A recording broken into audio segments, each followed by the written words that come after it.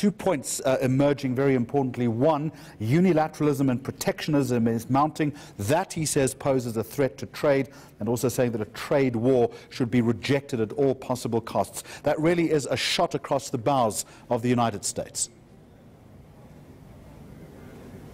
Well, indeed, Jeremy, it was Chancellor Xi Jinping as the President of China, and essentially what many analysts are calling now the perhaps heir to the throne of the free, the throne of the leader of the free world, in an environment where we are seeing increasing protectionism from the United States of America under the presidency of Donald Trump. Xi Jinping essentially, to my mind, throwing down the gauntlet here, saying that the international trade community is faced with two choices: cooperation or confrontation. And while he is encouraging all those that want to conduct themselves in international trade to choose the path of cooperation and continue to build the world order that was set up post-World War II, he has suggested that it is down to the BRICS and members that are like-minded to the 5 nations that are part of the BRICS formation to take up this mantle of free trade and continue to promote the values that are that have underpinned global economic and political relations for the past several decades. So, to my mind, I mean, that's the closest you'll ever get to an open verbal joust on the global stage between two heavyweights like China and America. Jeremy. The president, this is the South African president, Nick, saying that South Africa is building on the potential opportunities that we have in terms of investment, saying BRICS partners know the infrastructure that South Africa has. Ramaphosa noting that they have made it easy to invest in South Africa. Easy to invest in South Africa, though, is not always the case. Low growth, social and economic problems in this country, and I don't need to mention that often much of this is mired in red tape. Well, indeed, Jeremy, and I mean, it's one thing to talk about open and free trade and to try and tout these agreements for tens of billions of dollars in investment, but it's quite another thing, the lived experiences of international businesses trying to trade on the ground here in South Africa.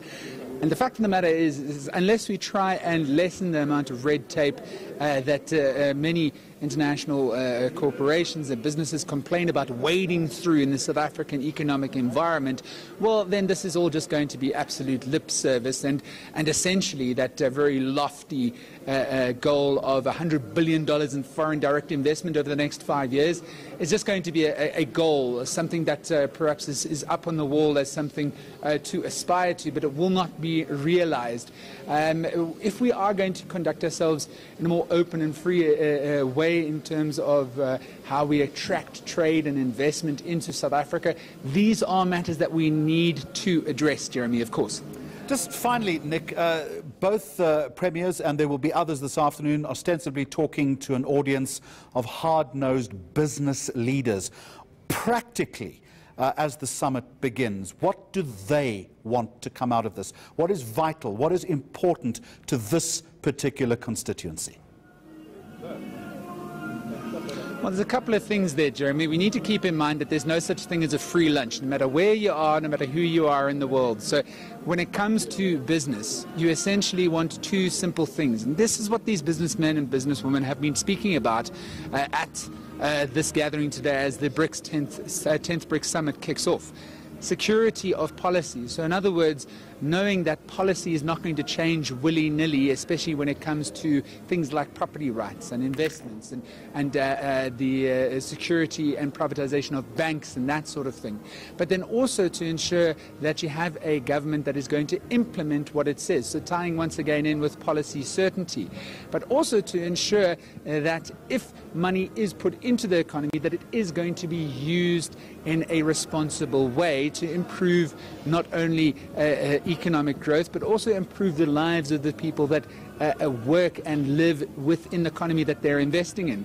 There were a couple of suggestions in the conversations that I had that perhaps business people get the short end of the stick by being characterized, no matter where they come from, as these heathens that go after nothing but profit. But at the end of the day, a stable economy with socio-economic parity is one that will attract more investment, even if perhaps the returns are not as good in a more volatile, as they would be in a more volatile environment, your investment will be more long-term and sustainable if you are met with firm economic growth, with policy certainty, and of course stability, socio-economic stability within South Africa as well. So, Jeremy, we have some homework to do. We really, really do.